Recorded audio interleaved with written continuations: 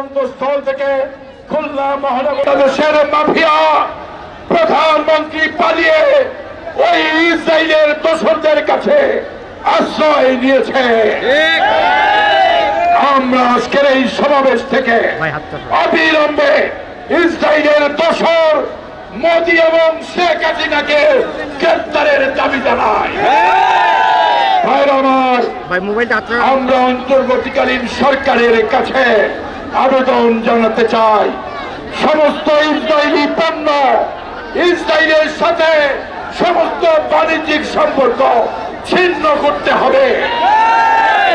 BNP ভবিষ্যতে ক্ষমতায় গেলে ইসরায়েলের সাথে ইসরায়েলের কোন পণ্য আমরা বাংলাদেশে চলতে দেব না, দেব না, দেব না।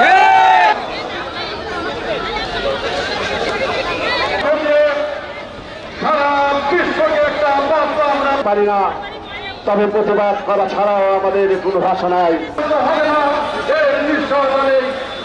আমরা অনেক দূরে অবস্থান করছি, কিন্তু তার জন্য আমাদেরকে যেটা করণীয়, আমি আজকের এই সমাবেশ যারা সফল করেছে মুসলমান হিসেবে একত্রিত হয়নি।